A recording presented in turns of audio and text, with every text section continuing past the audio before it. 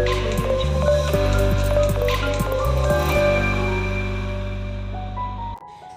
Hello everyone, সবাই কেমন আছেন? ঘরকন্যার একটি নতুন ব্লগে আপনাদের সবাইকে স্বাগত জানাই।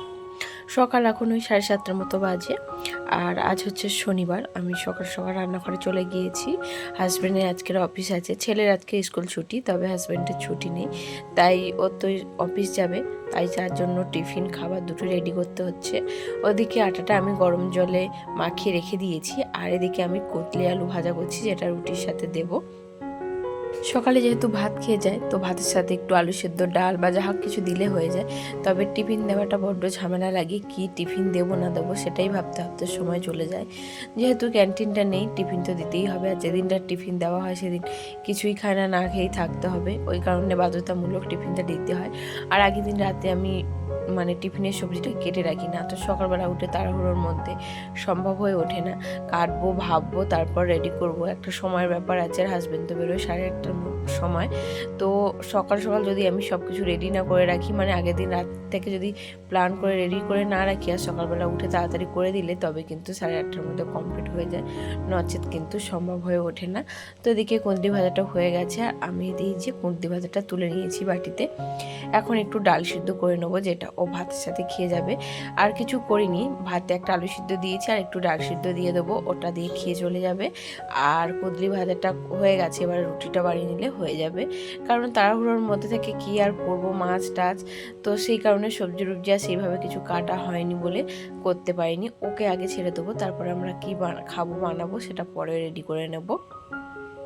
পেঁয়াজ দিয়ে আর লঙ্কা দিয়ে এইভাবে ডাল সিদ্ধটা কিন্তু বেশ ভালোই লাগে, আমার তো ভীষণ ভালো লাগে।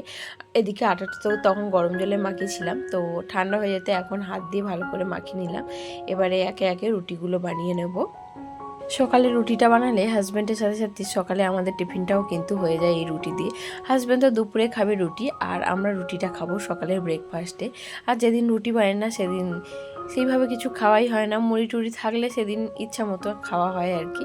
তো ওর মতো আগে 4টে আমি রুটি করে দেবো তাড়াতাড়ি, তারপর ওকে ছেড়ে দিয়ে তারপরে আমরা রুটিগুলো বানিয়ে নেবো। তো এদিকে ওর টিফিনটা আমি রেডি করে দিচ্ছি। রুটিটা না এরকম টিস্যু পেপারে যদি আমি ভরে দিই না, বেশ একদম সুন্দর থাকে।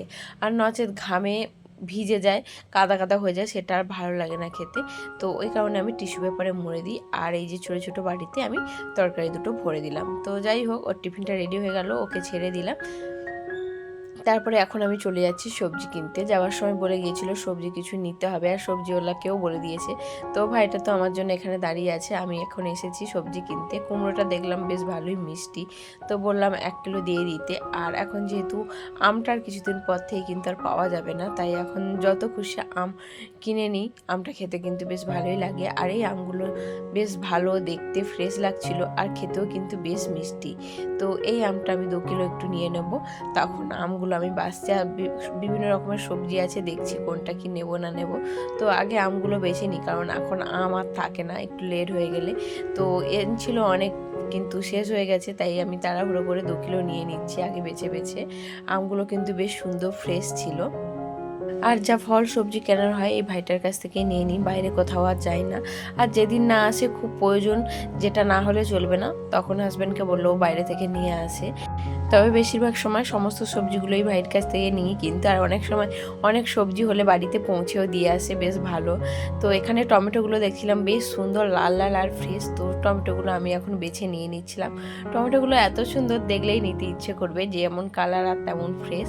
তো টমেটো আর উচ্ছে নিচ্ছিলাম। উচ্ছেটা কিন্তু ইদানিং করে বেশ ভালো লাগছিল খেতে, সেদ্ধ ভাজা দুটোই খেতে বেশ ভালো লাগে। তো সবজিগুলো নিয়ে বাড়ি চলে এসেছি। আর কিছু জামা কাপড় ছিল, সেগুলো এখন ওয়াশিং মেশিনে দিয়ে দিচ্ছি, ধুয়ে নেবো। এই বর্ষার সময় না মেশিনটা ছিল বলে বেশ সুবিধা হচ্ছে, আর মেশিনটা না থাকলে ভীষণ অসুবিধা হয় বর্ষার সময়, জামা কাপড় সেইভাবে তো শুকায় না। সকালে তো রান্না বান্না মোটামুটি করে নিয়েছি, তো ওই কুঁদলি আলু ভাজা একটু রয়ে গেছে, আর একটু আলু পনিরের তরকারি করেছি, যেহেতু শনিবার নিরামিষ, আর সেরকম কিছু করিনি।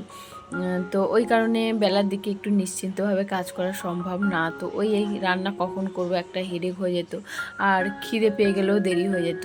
তো এখন শান্তিতে কাজগুলো করে নিচ্ছি। মেশিনে জামা কাপড় দিয়ে দিলাম, এখন যে সবজিগুলো নিয়ে এসেছি সেগুলো এখন একটু গুছিয়ে নেব। তারপর জামা কাপড়গুলো তার মধ্যে ধোয়া হয়ে যাবে, আর মেলেও দেবো। তো এই যে এখানে সবজি নিয়ে এসেছি, ঝিঙে নিয়ে এসেছি, আলু আলু ঝিঙে এগুলো সকালে হাজবেন্ড নিয়ে এসেছিলো। আমি শুধু এখন উচ্ছে, টমেটো আর আম আর কুমড়োটা নিয়ে এসেছি। তো একটু ধনেপাতাও নিয়ে এসেছি। কিছু কিছু তরকারিতে একটু ধনেপাতা না দিলে না ভালো লাগে না, ওই কারণে ধনেপাতাটা নিয়ে এলাম। আর ধনেপাতা, এখনকার ধনেপাতাটা গন্ধ আছে, তবে শীতকালে সিজনে ধনেপাতাটা যেরকম উগ্র গন্ধ, সেই গন্ধটা আর নেই আর কি। আর আমটা দেখো কত সুন্দর লাগছে, আমের কালারটা। তো চলো এখন এই সবজিগুলো গুছিয়ে নিই, তারপরে স্নান করব, জামা কাপড় মেলবো, এই আর কি। তো আলুগুলো এখন, এই যে আমার সবজির র্যাকটা, তো নিচে আলু রাখি, উপরে পেঁয়াজ রসুন এগুলোই রাখি। তো আলুগুলো একটু গুছিয়ে রেখে দিচ্ছি। তাহলে চলো আজ এটুকুই, দেখাবো অন্য কোনো ভিডিওর সাথে।